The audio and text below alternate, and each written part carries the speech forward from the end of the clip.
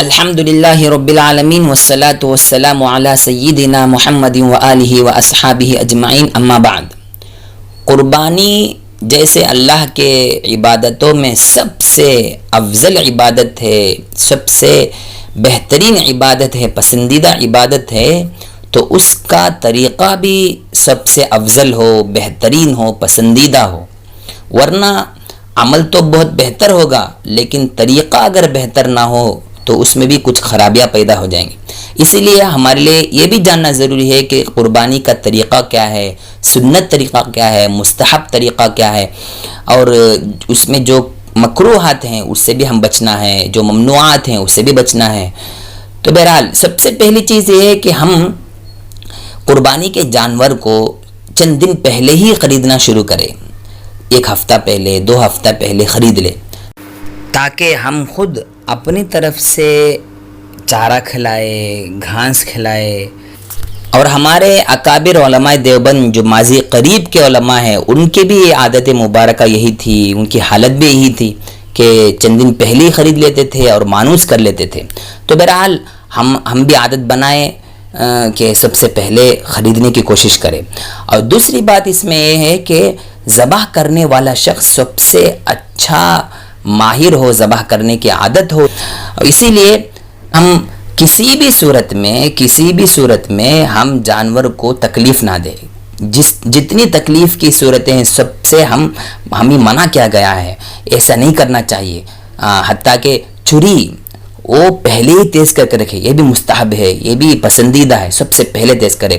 اور جانور کے سامنے تیز نہ کرے، اس سے پہلے ہی تیز کر لے۔ کبھی ایسا ہوتا ہے کہ یہ ایک ہی گھر میں 4-5 بکرے ذبح کرتے ہیں، تو اس صورت میں بھی ہمارے لیے ضروری ہے کہ ایک بکرے کے سامنے دوسرے بکرے کو ذبح نہ کرے، ایک جانور کے سامنے دوسرے جانور کو ذبح نہ کرے، جس سے بھی یہ اندیشہ ہے کہ ان کو تکلیف ہوتی ہو۔ اس لیے ہم اس سے بھی گریز کرنا ہے، اس سے بھی بچنا ہے۔ اور تیسری بات جو اہم ہے، ذبح کرتے وقت ہم قربانی کے جانور کو کس طرح لیٹائیں، یہ سمجھنے کی بات ہے۔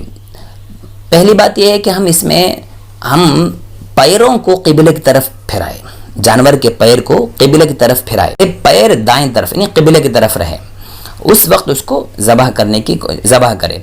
اور ذبح کرتے وقت زبان سے بسم اللہ اللہ اکبر پڑھے اور دل سے نیت کرے۔ جس کی طرف سے ہم قربانی کرتے ہیں، جس پر قربانی واجب ہو، اسی کی طرف سے قربانی کرنا، نیت کرنا ضروری ہے۔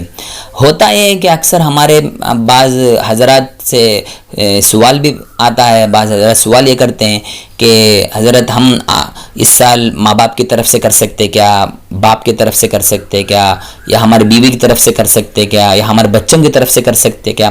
یہ بالکل غلط ہے۔ جس پر قربانی واجب ہے اسی کی طرف سے قربانی کرنا ضروری ہے۔ ہاں وہ نفل قربانی کرتے ہیں، کوئی نفل کے طور پر کر رہے ہیں، ثواب کے لیے کر رہے ہیں، ایسے ہی کر رہے ہیں، تو اس صورت میں جس کی طرف سے چاہے کر سکتے ہیں۔ یہ واجب قربانی ہے، واجب قربانی کے لیے جس پر قربانی واجب ہے اسی کی طرف سے کرنا ضروری ہے، ایک بات۔ دوسری بات یہاں ذہن میں رکھنے کی بات یہ ہے کہ بعض لوگ لمبی دعائیں درخواست کرتے ہیں، پوچھتے ہیں، حالانکہ وہ حالت ایسی نہیں ہوتی ہے۔ بسم اللہ اللہ اکبر پڑھنا ہی اکثر مسلمان بھول جاتے ہیں، مسلمان احباب اکثر بھول جاتے ہیں۔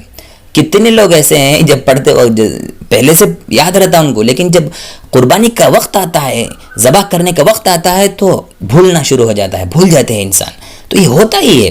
اب ہوتا ہے کہ لوگ آ کے کھڑے ہو جاتے ہیں اور لمبی دعائیں پوچھتے ہیں، حالانکہ ہے روایت میں یہ بھی ہے کہ انی وجہت وجہی للذی فطر السماوات والارض حنیفا وما انا من المشرکین، یہ آیت بھی ہے، لیکن اس وقت یاد آنا بہت مشکل ہے۔ اس لیے بسم اللہ اللہ اکبر پڑھنا ہی کافی ہے اور دل سے نیت کر لینا کافی ہے۔ اگر ذبح کرتے وقت مسلمان شخص بھول گیا، بسم اللہ اللہ اکبر پڑھنا بھول گیا، پڑھنا بول کے تھا لیکن پڑھ نہیں سکا، بھول گیا، اس گھبراہٹ میں بھول گیا، تو یہ بھی ایک مسئلہ ہے، اس کو بھی سمجھنا ہے۔ بھولنے سے وہ جانور حرام نہیں ہوتا، حلال ہی ہے، آرام سے کھا سکتے ہیں، کوئی حرج نہیں ہے۔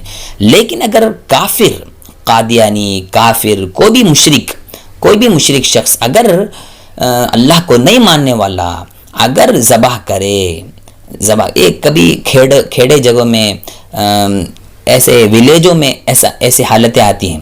وہ لوگ کیا ہوتے ہیں, دیہات میں, ویلیج میں ایسی حالتیں آتی ہیں, وہ لوگ ذبح کرنے کا طریقہ نہیں جانتے, تو جو ذابح ہوتا ہے, جو ذبح کرنے والا ہوتا ہے غیر مسلم, اس کو بلا لیتے ہیں اور ذبح کر دیتا ہے. یہ غلط ہے, ایسا کرنا بالکل جائز نہیں ہے, وہ جانور حرام ہو جاتا ہے. اس کو بلا لیتے ہیں, اگر وہ ذبح کر دے, کافر ذبح کر دے, مشرک ذبح کر دے تو بالکل جائز نہیں ہے, وہ جانور حرام ہو جائے گا. اس لیے ہم احتیاط کے ساتھ کام لینا ہے. جو مسلمان ہیں وہ لوگ ہی ذبح کرے, جو اچھا جاننے والا ہو وہی ذبح کرے. تو ایک مسئلہ ہوا. ہاں, مسلمان ہی آمدن چھوڑ رہا ہے, معلوم ہو کے بھی چھوڑ رہا ہے. ذبح کرنے میں کیا حرج ہے, نہ بولنے میں کیا حرج ہے, بولے نہیں بولے دو بھی ایک ہی ہے, ایسا سمجھنا بالکل غلط ہے. بھولنا اور ہے, آمدن چھوڑنا اور ہے. اس لیے اس کو احتیاط کے ساتھ کرنا چاہیے. یہ چھوٹا کام ہے لیکن اس کی وجہ سے پورا جانور حلال ہوتا ہے. تو بہرحال یہ ایک مسئلہ ہوا. اور ذبح کیسے کرنا ہے, ذبح کا طریقہ کیا ہے. کسی بھی جانور کے اندر 4 قسم کے رگ ہوتے ہیں. نمبر 1 سانس لینے والی رگ ہوتی ہے, سانس جو لیتے ہیں جانور اس کی رگ ہوتی ہے. نمبر 2 پانی جانے کی رگ ہوتی ہے. نمبر 3 نمبر شہرک کہتے ہیں, یہ 2 رگ ہوتی ہے, خون کی رگ.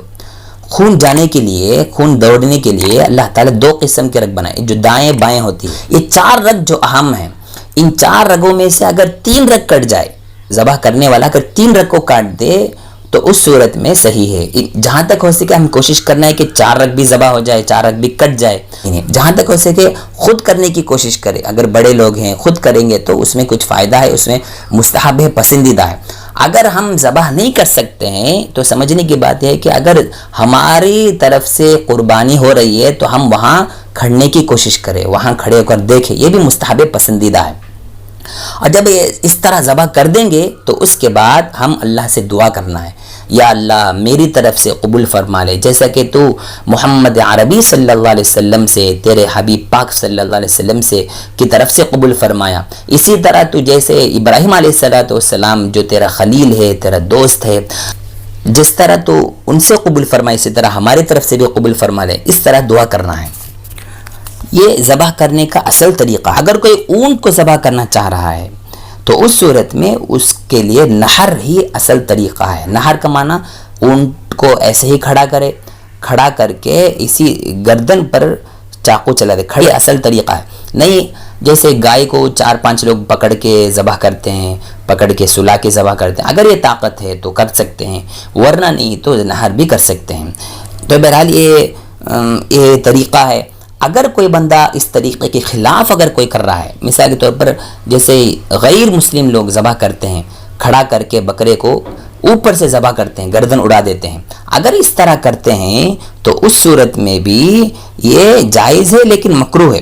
رگیں کٹ جائے تو بالکل جائز ہے, حلال ہو جائے گا, لیکن یہ طریقہ مکروہ ہے, پسندیدہ طریقہ نہیں ہے, جس کی وجہ سے جانور کو بھی تکلیف ہوتی ہے اور یہ ایک ادنا نرم دل رکھنے والے شخص کی طبیعت نہیں ہوتی ہے.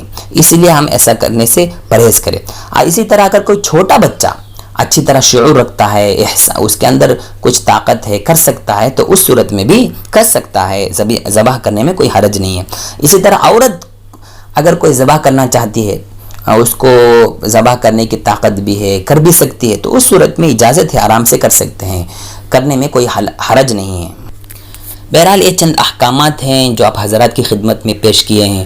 اس کو اچھی طرح ذہن نشین کرے جو قربانی کرنے والے حضرات ہیں. تو اللہ تعالیٰ سے دعا ہے کہ اللہ تعالیٰ ہم تمام کو قربانی کا طریقہ معلوم کر کے سنت طریقے پر, مستحب طریقے پر قربانی کرنے کی توفیق عنایت فرمائے. آمین. السلام علیکم ورحمۃ اللہ وبرکاتہ.